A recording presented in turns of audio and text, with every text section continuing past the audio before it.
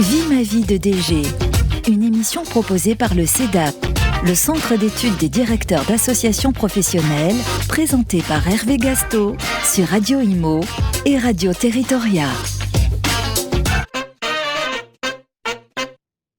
Bonjour à tous, je suis Hervé Gasto, je suis président du CEDAP et directeur général de l'Intec pour les économistes de la construction et j'ai le plaisir de vous accueillir pour ce nouveau magazine Vie ma vie de DG qui donne la parole à ces hommes et à ces femmes de l'ombre si peu connus. Nous apprendrons à connaître leur métier, leur passion, ils donneront la parole à des membres de leur équipe.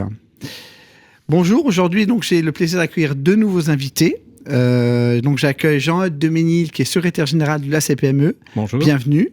Qui est accompagné de Sandrine Bourgogne, qui est secrétaire générale adjointe de la CPME. Bonjour Hervé. Bienvenue. Alors, pouvez-vous, Jean-Eudes, nous parler rapidement de votre association professionnelle ? Alors, la CPME, Confédération des petites et moyennes entreprises, c'est, rien de moins que ça, la première organisation patronale nationale interprofessionnelle représentative. Moins que ça, d'accord, voilà. C'est pas mal. Hein.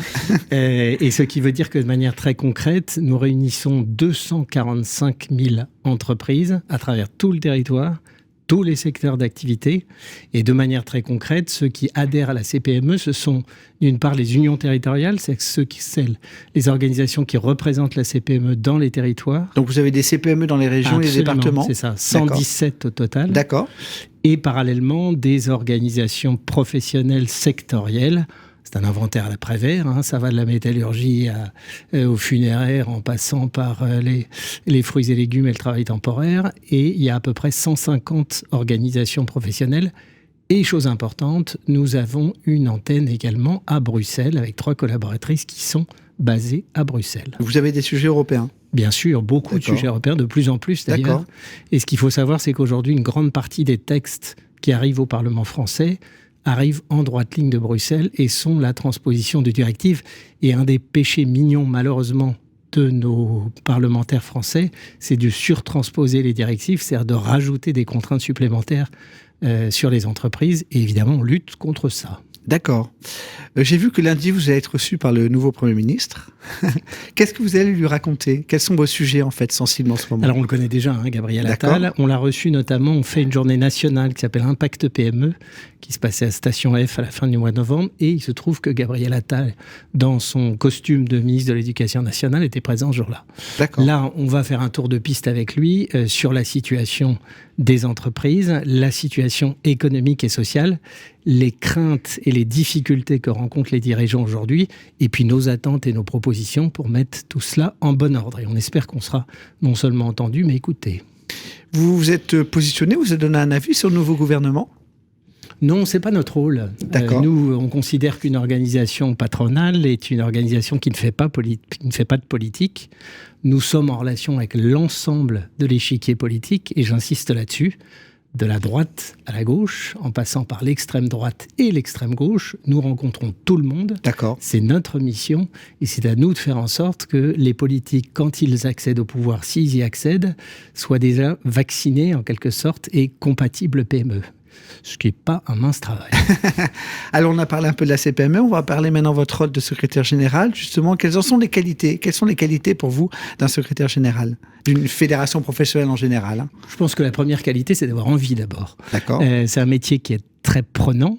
Il faut être passionné par ce qu'on fait, il faut aimer les gens qui ont l'activité professionnelle qu'on représente. Je pense que c'est fondamental, il faut avoir une forme d'empathie, c'est-à-dire être en capacité de se mettre à leur place et encore une fois, les aimer. Ça paraît stupide, mais je pense que ça ne l'est pas tant que ça. Ensuite, il faut avoir un sens de l'organisation, parce qu'en tant que DG, on est à la tête d'une structure permanente avec un budget à gérer et à respecter. Et puis, il faut naturellement être en capacité de bien s'entendre avec ses élus, c'est fondamental. Et puis aussi avoir des relations constructives avec l'ensemble de l'environnement.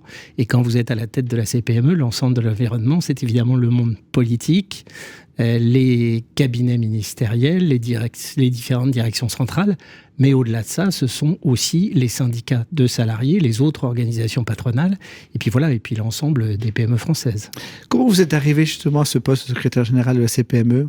Où on tombe pas dans le chaudron, où on n'est pas... j'ai pas mal, certains ont dit le hasard. J'ai rêvé de devenir secrétaire général. Non, pas vraiment. Non, un peu le fait du hasard naturellement. Ouais. Et puis ensuite, un enchaînement de postes précédents qui font qu'il y avait une forme de cohérence aussi, et ce qui explique sans doute pourquoi j'ai été choisi à l'époque. Parce qu'à la fois, j'avais une expérience dans le monde interprofessionnel, dans une autre organisation. D'accord. Dans le monde des fédérations professionnelles aussi, et comme on regroupe à la fois l'interpro et les fédérations, et puis une expérience en entreprise, ce qui est évidemment important pour pouvoir représenter les entreprises. On dit souvent que le secrétaire général c'est un poste où on est un peu isolé. Est-ce que vous avez cette sensation d'isolement par rapport à certaines prises de décision, de conseils qu'on peut donner à nos élus ? Pas du tout. Alors là, absolument pas. D'accord. Et je pense que ceux qui pensent ça n'ont pas totalement compris le sens du métier qu'on fait. Par définition, on ne peut pas être isolé. On n'est pas isolé parce qu'on d'abord on est dans la prise de décision, je veux dire, il y a certaines décisions. Oui, mais on les prend pas tout seul les décisions. On a une équipe d'abord avec soi, et puis surtout, on a des élus. C'est absolument fondamental. Le rôle du DG, c'est pas de se substituer à ces élus, c'est de mettre en musique les décisions politiques qui ont été arrêtées par les élus. Et puis ensuite, on peut pas être isolé non plus parce que par définition, si on le laisse et qu'on reste dans son bureau, or notre mission aussi, c'est de rencontrer beaucoup de gens et de pouvoir s'exprimer, y compris sur les différents plateaux, comme aujourd'hui, et je vous en remercie. Vous parlez de votre équipe, vous avez parlé des élus. Comment ça se passe justement avec votre président ? Comment vous fonctionnez avec lui ?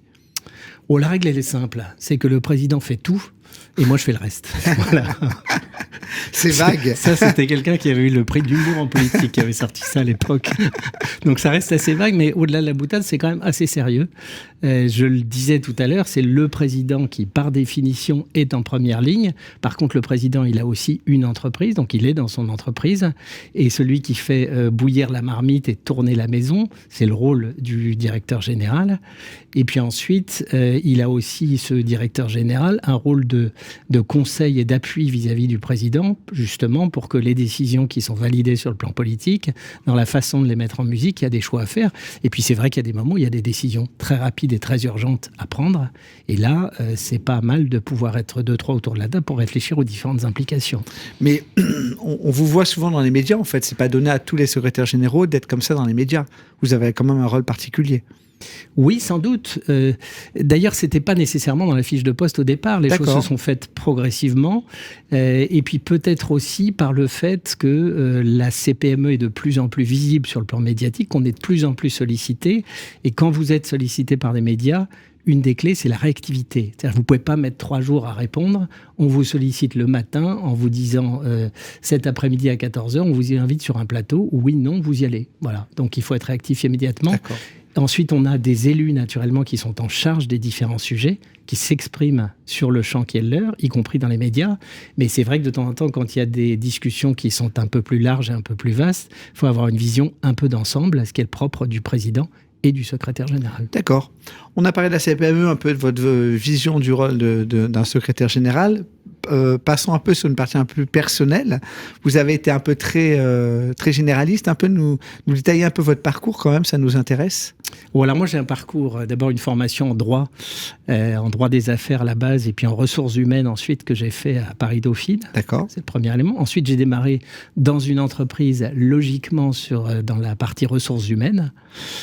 Par le fait du hasard dont vous parliez tout à l'heure, j'ai atterri à l'époque dans une organisation patronale qui était l'Union patronale de la région Île-de-France. D'accord. Où je suis rentré pour m'occuper des mandats patronaux, sachant que j'y connaissais rien, évidemment, quand je suis arrivé. Puis après, avec l'expérience, on apprend à faire les choses. Et puis, c'est amusant parce que dans le parcours qui est le mien, le délégué général de l'époque faisait de la politique. D'accord. Et s'est retrouvé un beau matin élu député européen, parce que c'est un scrutin de liste, et on est appelé à grimper progressivement. D'accord. Et donc, j'étais encore relativement jeune à l'époque, et on m'a proposé de prendre le job, sous condition que si lui revenait à la fin du mandat, il puisse récupérer le poste. Et puis, il n'est pas revenu. Voilà. D'accord. Voilà comment les choses se sont faites. Ensuite, j'ai été dans une fédération professionnelle qui était celle des administrateurs de biens. D'accord.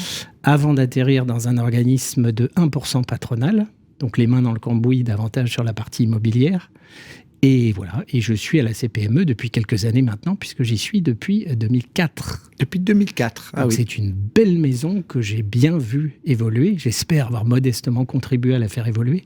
Et c'est vrai qu'entre la CPME de 2004 et celle de 2024, il y a quand même pas mal de différences. J'imagine. Sur une partie un peu personnelle en dehors de votre parcours, vos passions. Est-ce que vous avez des hobbies? Quelles sont vos passions?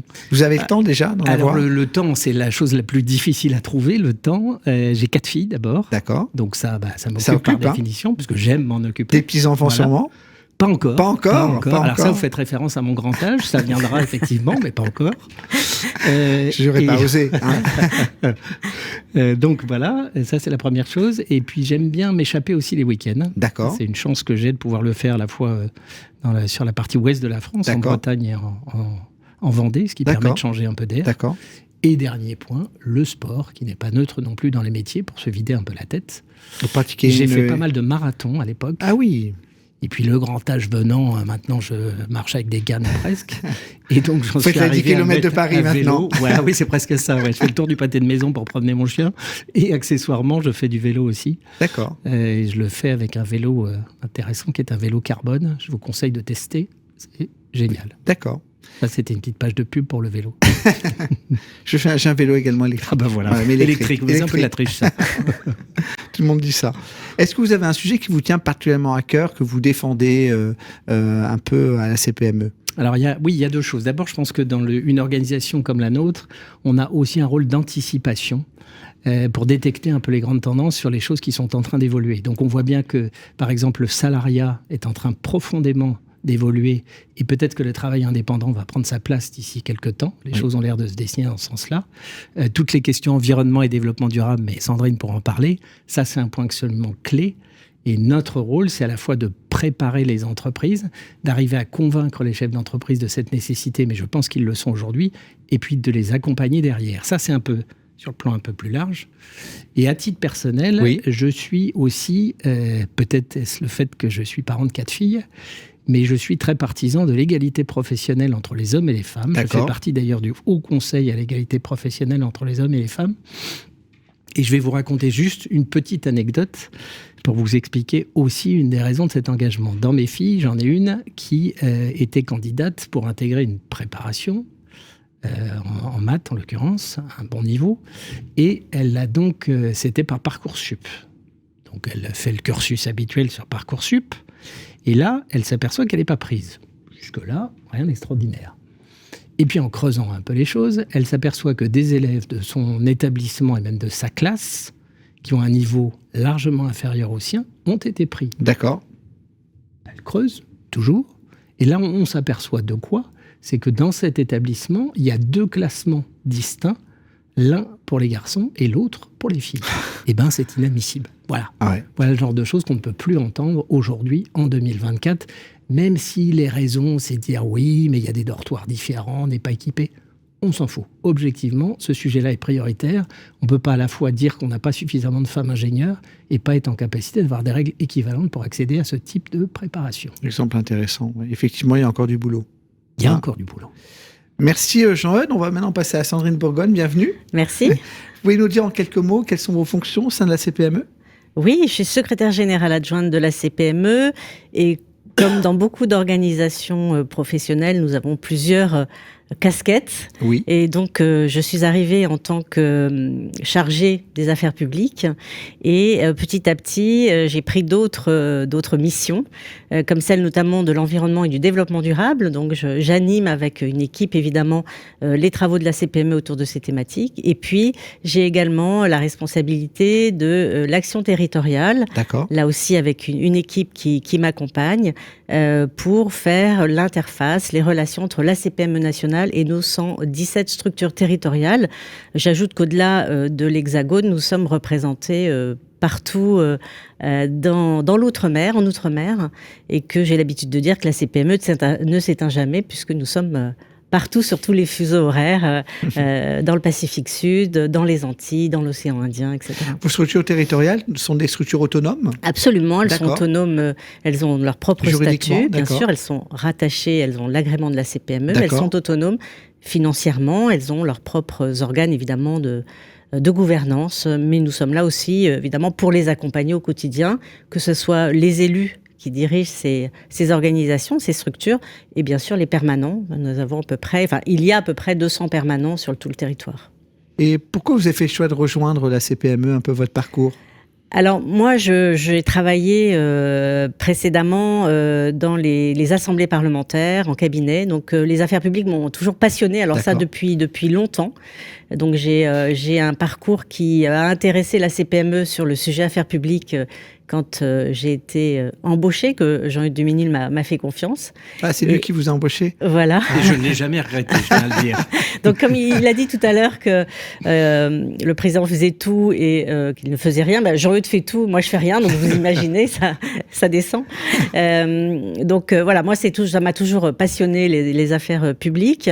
Et donc quand je suis arrivée, la maison commençait à prendre un petit peu d'ampleur, un petit peu de se structurer. Combien de davantage. permanents tout à la CPME, vous avez ? Alors au niveau du siège, on est 35. Et Sandrine le disait, si on ajoute à peu près aux 200 qui sont dans les territoires, on avoisine les 250. D'accord. Ça doit être sympa les réunions que vous faites au niveau national quand vous réunissez tout le monde. Oui, c'est très sympa. C'est animé aussi. C'est animé, oui. Donc voilà, les affaires publiques, et très vite est arrivé le Grenelle de l'environnement, il fallait se structurer. Jean-Hugues m'a demandé d'organiser un petit peu la structuration de notre présence au sein de ce Grenelle. Et puis très vite, je me suis passionnée pour les questions d'environnement et de développement durable. Et c'est comme ça qu'on a mis en place un service qui n'existait pas à l'époque. Et on a structuré cette thématique qui est aujourd'hui évidemment centrale.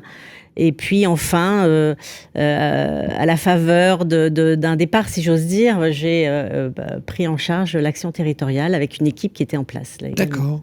Comment se passe la synergie avec votre secrétaire général ? Comment vous travaillez ensemble ? Écoutez, c'est très fluide. Travailler avec Jean-Eudes, c'est très agréable parce qu'on sait exactement où on va. D'abord, la CPME est structurée pour. On a des objectifs, on a une feuille de route stratégique très claire. Mais travailler avec Jean-Eudes, c'est très facile. On se voit tout le temps, on échange régulièrement, nous et puis avec tout l'ensemble de l'équipe. Il y a pas de. Mais c'est vrai qu'on c'est très fluide. On échange. Il y a une décision qui est prise, évidemment, puisque le chef décide, mais enfin en concertation, comme il l'a dit. Et puis après, on déroule et franchement, c'est très agréable, c'est très facile. Comment vous projetez sur votre poste ?